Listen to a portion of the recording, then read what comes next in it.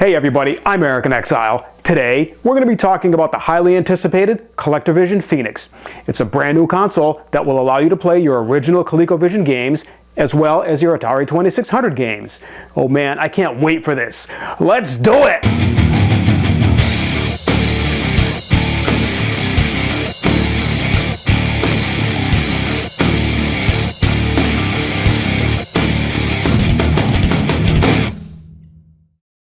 Okay, so let's go ahead and do an unboxing. I seem to remember pre-ordering this like over a year ago. I want to say it was like September of last year, something like that. And here it is now, the very beginning of November. And we have a new console here. Whoa, look at the peanuts in here. Let's get rid of these here. I'm going to toss these over on the side, these out of the way.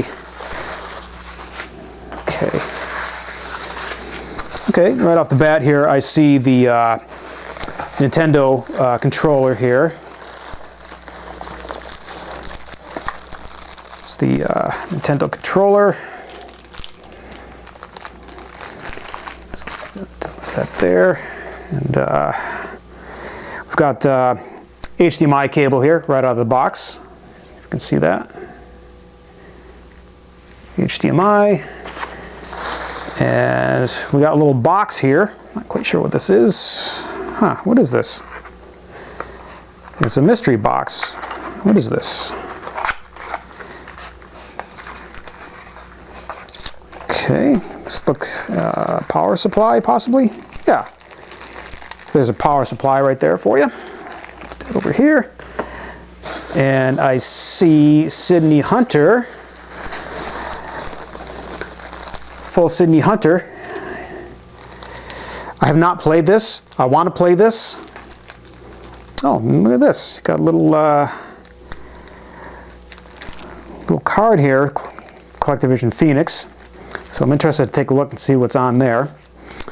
Sydney Hunter has been getting raves, so definitely looking to check this out as soon as possible. So we'll put that over here for now, and get rid of some of these peanuts here.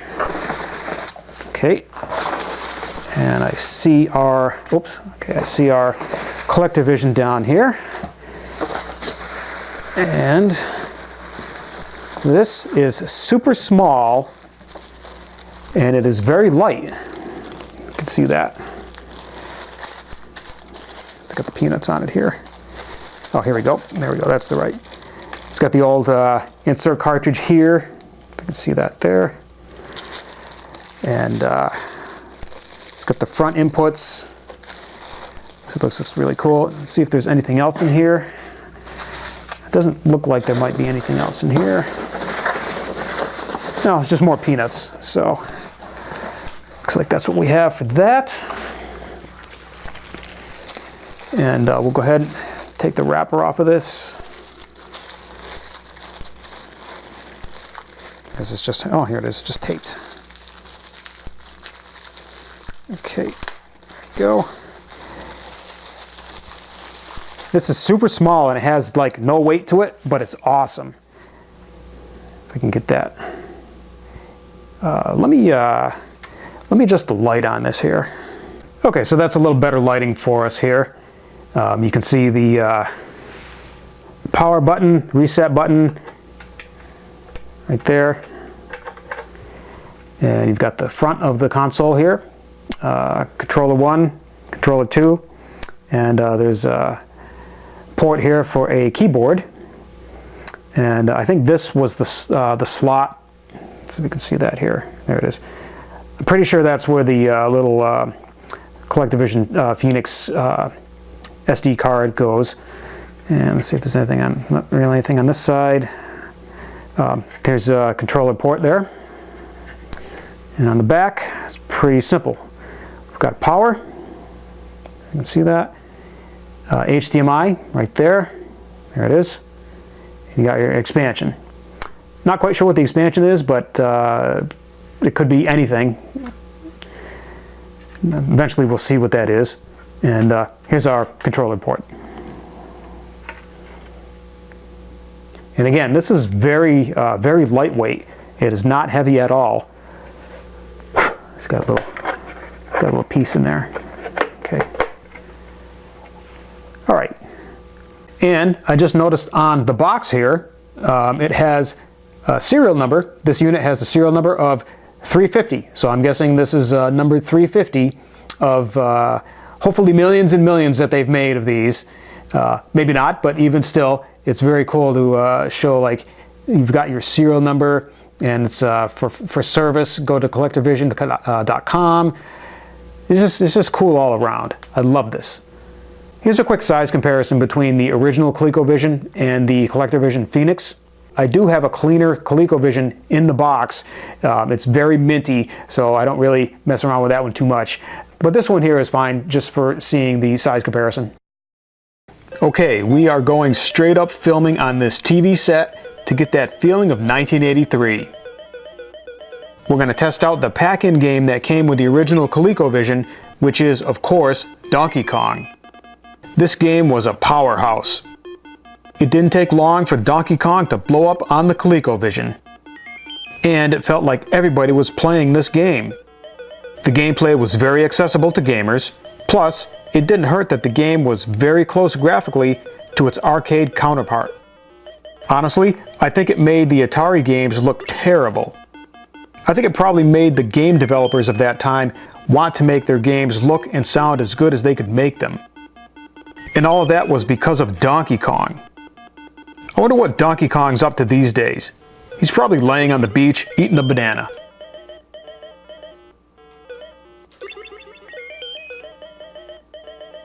Zaxxon was another arcade hit that also had a great home console release on the ColecoVision. The game was very similar to the arcade version. I used to play Zaxxon in the arcades until I ran out of quarters. You got to storm into that enemy space castle, shoot some bad guys, try to dodge rockets. It had everything. When it hit the ColecoVision, we knew that the system was no joke. Atari and Intellivision games looked pale by comparison. ColecoVision was the clear winner in graphics and gameplay at that time for sure. I wonder what Zaxxon is doing these days. Probably laying on the beach eating a banana with Donkey Kong.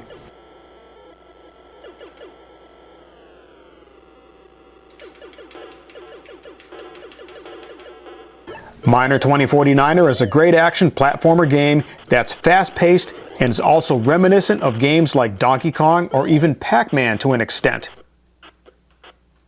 The gameplay starts off simple but increases in difficulty, and the game can get very hectic. Miner 2049er is a definite hidden gem for the ColecoVision. If you can find a copy, it's definitely worth picking up.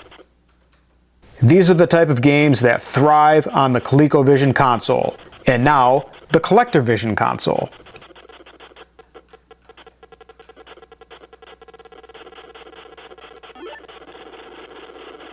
Buck Rogers is a third-person space shooter. It's not an overly tough game. Most of it is shooting and evading the enemy ships. But the gameplay can get frantic if the bad guys swarm you. You get the hang of it after a few tries. There are also sections in the game that show mountains and oceans. It's a fun shooter, although some of the enemy ships look like fried eggs. The only other game that I know of that had fried eggs in it was Burger Time. Even still, I do like this game, and you'll have a blast shooting fried eggs.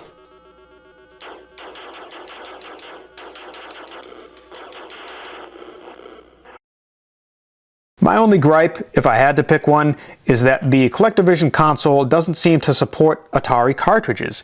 They don't fit. I presume there will be an adapter available at some point, much like the Mega SG with the Master System games. As it is now, there are no Atari cartridges that I own that fit into the console. I really do hope they make some sort of an adapter for the Atari games. It would be a shame if they didn't do that. This would be the perfect opportunity to have both Coleco and Atari on the Collectorvision console. If you like what I'm doing here, go ahead and give me a thumbs up. Share this video with your friends. Go ahead and subscribe to my channel if you haven't already. I post a brand new video every Friday, so click that notification bell to be notified when it goes live. Let me know what you think about the Collectorvision Phoenix down in the comments below. I want to thank everybody for joining in today, and I'll see you in the next video. Let me know what you think about the Collectorvision Phoenix. Let me know what you think about the Collectorvision. Let me know what you think about the Collectorvision Phoenix. Collectorvision Phoenix